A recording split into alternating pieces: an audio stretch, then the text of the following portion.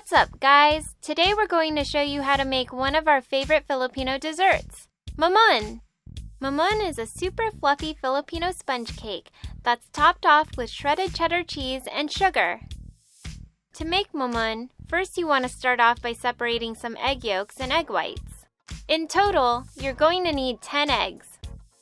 By the end, you'll want 8 egg yolks and 10 egg whites, each in their own mixing bowls. Next, we're going to prepare our dry ingredients. In a new mixing bowl, start off by pouring in 2 1/4 cups of cake flour, followed by 1 cup of sugar, 1 teaspoon of salt, and 3 teaspoons of baking powder. Then just mix it all together. Afterwards, you'll want to prepare the wet ingredients. In the bowl with all of your egg yolks, first pour in half a cup of oil. Then add in 3/4 cup of water, 1 teaspoon of vanilla extract, and 3 to 5 drops of yellow food coloring. Now, just give everything a good thorough mix. Next, take your wet ingredient mixture and pour it into your dry ingredient mixture.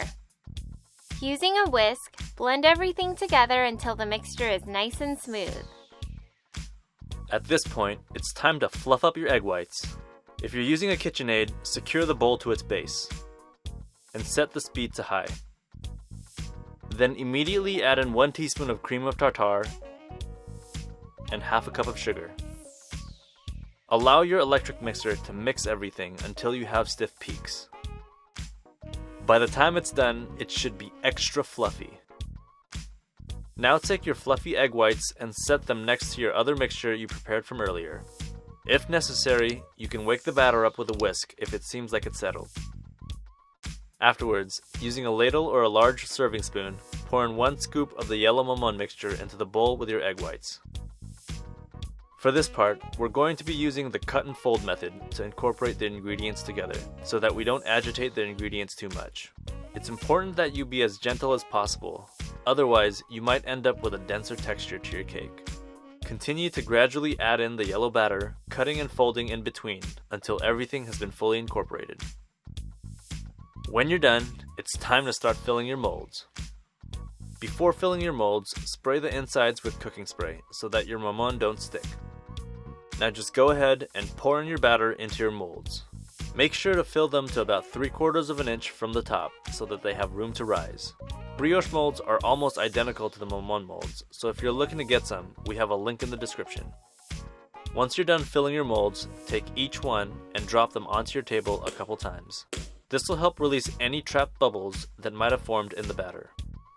Afterwards, just bake your Mamon in an oven that's been preheated to 325 degrees for about 20 minutes. When they're done baking, allow them to cool for a few minutes or until they're cool to the touch. Once they're okay to handle, carefully remove your Mamon from their molds. If the edges get stuck, you can use a toothpick to help release them. Next, spread a thin layer of spreadable butter on top of each of your Mamon.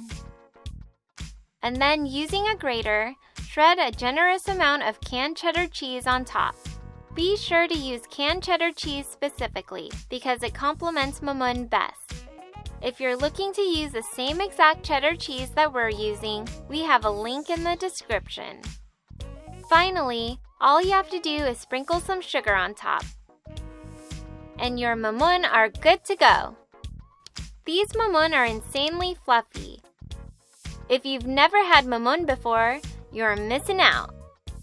They're talagang tasty.